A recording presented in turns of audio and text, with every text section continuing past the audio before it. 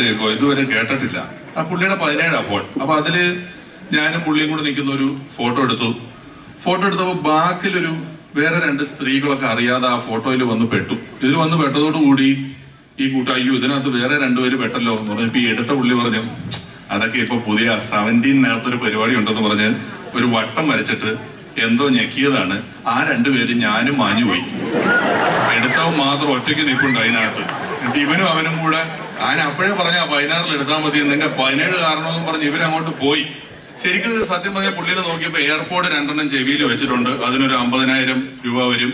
കയ്യിലൊരു ആപ്പിളിന്റെ വാച്ച് ഉണ്ട്, അതിനൊരു 50,000 രൂപ വരും. ഒരു 256 GB 17 ഫോൺ ഇരിപ്പുണ്ട്, അതിനൊരു 1.25 ലക്ഷം രൂപ വരും. എങ്ങനെ പോലും ഒരു 2-2.25 ലക്ഷം രൂപയുടെ ആപ്പിളിന്റെ പ്രൊഡക്ട്സ് പുള്ളിയുടെ ശരീരത്തിൽ തൂങ്ങി കിടപ്പുണ്ട്.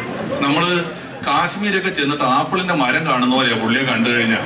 മൊത്തം ആപ്പിളിന്റെ പ്രൊഡക്ട്സ് ആണ് മേത്ത് മുഴുവൻ. അപ്പൊ ഞാൻ ഗൂഗിൾ ചെയ്ത് നോക്കി എനിക്ക് അഫോർഡ് ചെയ്യാൻ പറ്റുന്ന ആപ്പിളിന്റെ പ്രൊഡക്റ്റ് ഏതാന്ന്. അപ്പൊ തന്നെ എഴുതി വന്നു ആപ്പിൾ ജ്യൂസ്.